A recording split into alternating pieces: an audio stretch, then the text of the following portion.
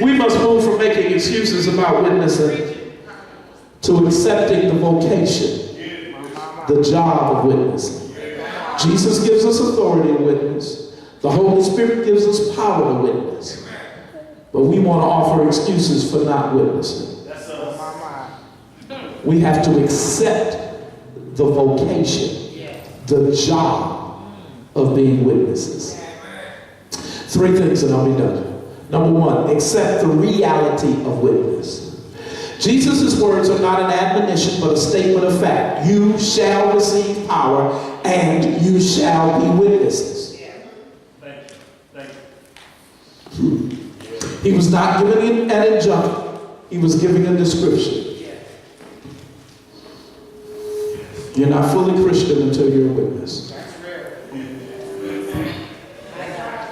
Somebody asked me years ago, how do you know when you move from being a believer to a disciple? And I said, when you can see another disciple who became a disciple because of you. If you cannot look at the body of Christ, if there is no one in the body of Christ that is in the body of Christ because of your witness,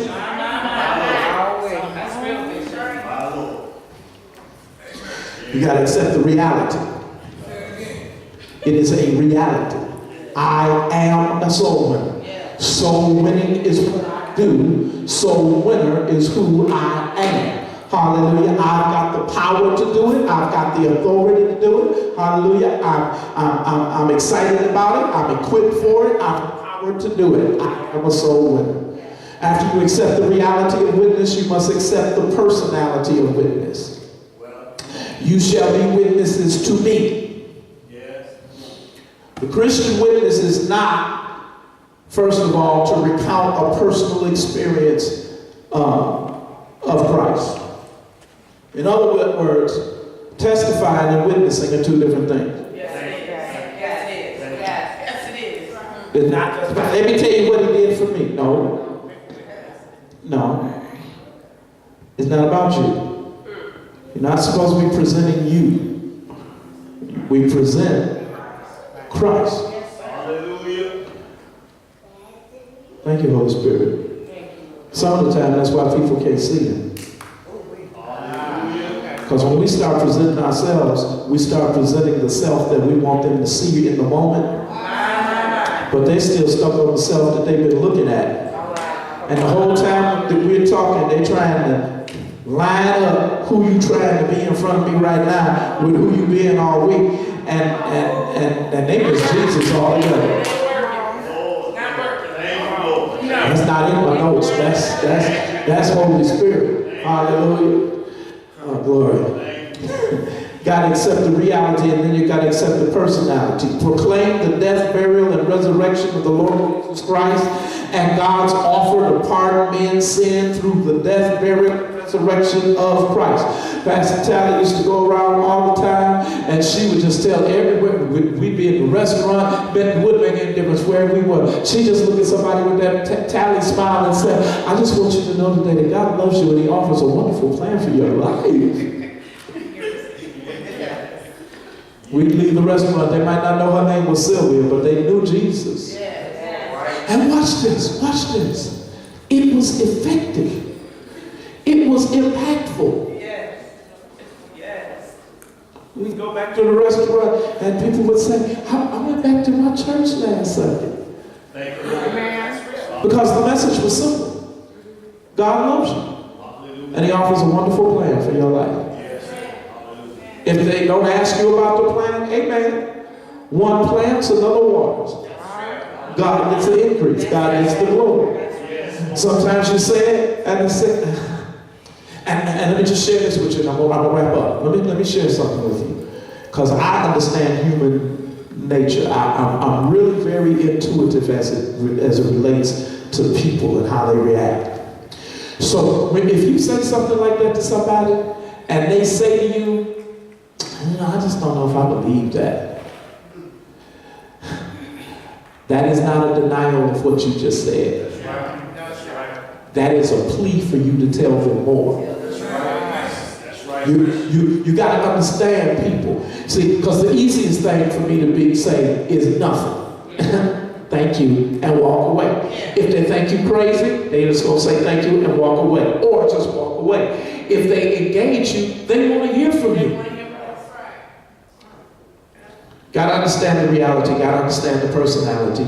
Point them to Jesus. Point number 3, accept the locality of witness.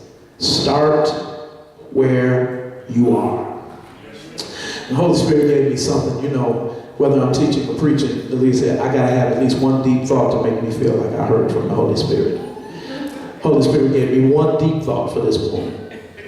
It is always a temptation to avoid witnessing where you are by dreaming of witnessing where you are not.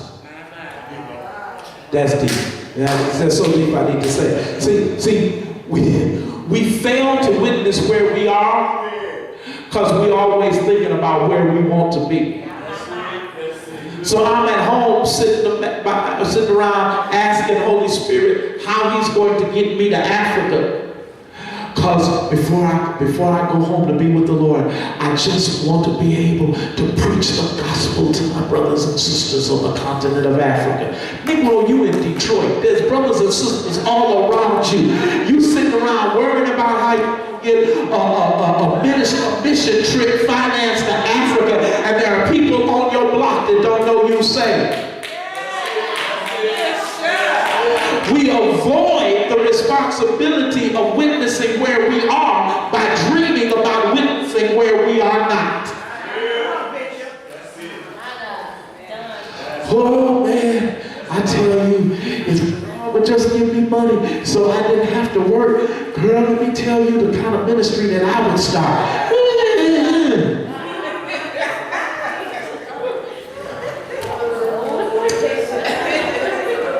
The need for your witness is closer than you think. Jesus said, Jerusalem, Judea, Samaria. They were in the city of Jerusalem. Judea was the region. Samaria surrounded Judea. Jesus is saying, start where you are. This morning, we're going out to this community. We're going to start where we are. Our Jerusalem is the community that's around us. Our Jerusalem, our redemptive territory, extends from Illinois to Davison, the Ewald Circle. It's our Jerusalem. Today, we're going to have an impact on our Jerusalem. Amen. But actually, your Jerusalem is closer than this neighborhood. The real truth is, many of us need to go home and tell it. Thank you, Lord God. All over the city, there are people sitting in churches who left people in their houses. They get up every Sunday and head to the church. And there are people in their house every Sunday that are still in the bed. Go home and tell it. Go to work and tell it. You've been praying undercover for the people at your job? Oh my God. She's such a nice person. Man, she needs Jesus. Her life is out of control. God touch her. God do something for her. You touch her.